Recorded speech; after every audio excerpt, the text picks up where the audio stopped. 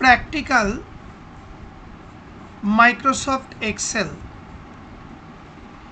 এই ভিডিওতে আমি তোমাদের ইফ এরর ফাংশনটা কি করে ব্যবহার করে সেটা দেখাবো। অলরেডি আমি তোমাদের নোটস পাঠিয়ে দিয়েছি, বুঝিয়েও দিয়েছি। এবার দেখো ভালো করে।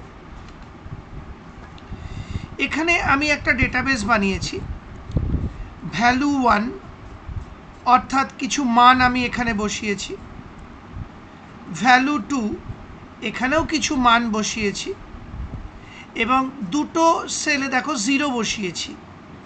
কেন তুমি একটু পরেই সেটা বুঝতে পারবে।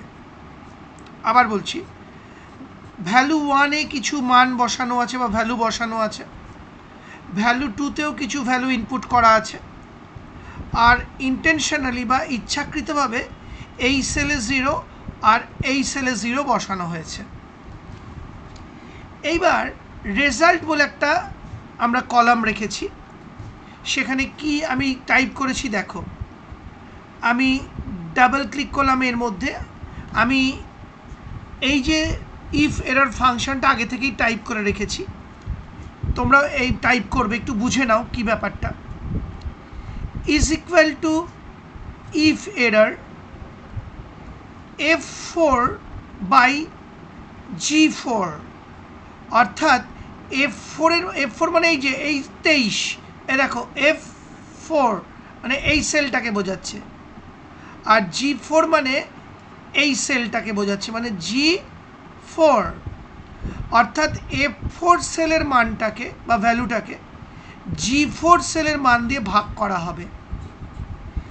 এবার ইফ এরর যদি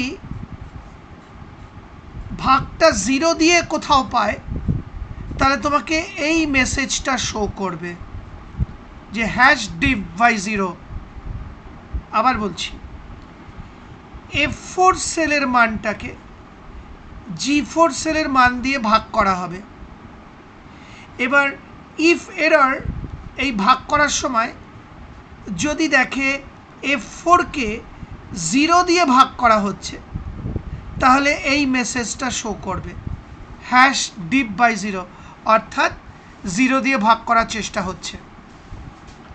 আরেকবার বলছি, F4 সেলের ভ্যালুটাকে অর্থাৎ এই ভ্যালুটাকে G4 সেলের ভ্যালু অর্থাৎ এই ভ্যালু দিয়ে ভাগ করা হবে।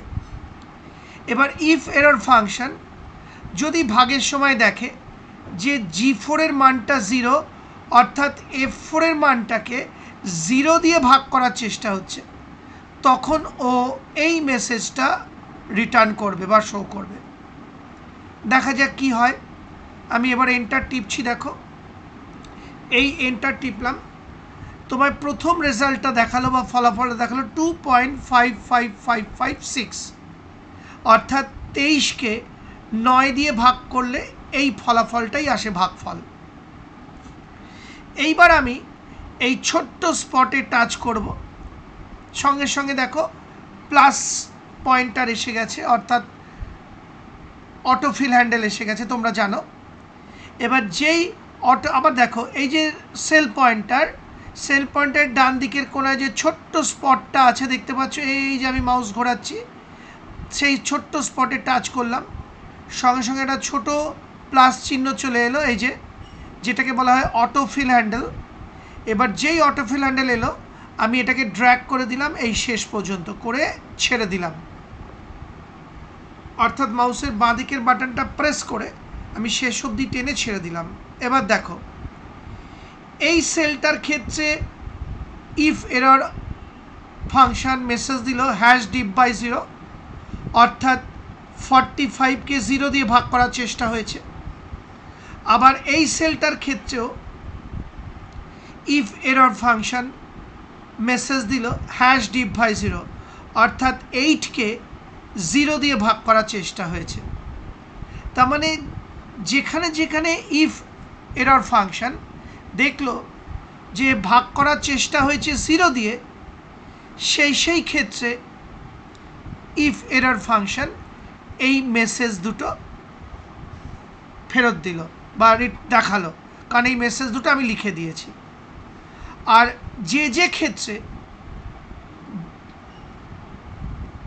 এই সেলটাকে এই সেল দিয়ে ভাগ করা হয়েছে এবং সেটা 0 নয়, সেই ক্ষেত্রে ভাগফলটা দেখিয়ে দিল। দেখো, এক্ষেত্রে ভাগফল দেখিয়ে দিয়েছে, এটার ক্ষেত্রেও ভাগফল দেখিয়ে দিয়েছে, এটার ক্ষেত্রেও ভাগফল দেখিয়ে দিয়েছে, কারণ এই তিনটে ক্ষেত্রেই 0 দিয়ে ভাগ করা হচ্ছে না। দেখো দেখো, এই সেলটা আর এই সেলটার ক্ষেত্রে 0 দিয়ে ভাগ করার চেষ্টা হয়েছে, তাই ইফ এরর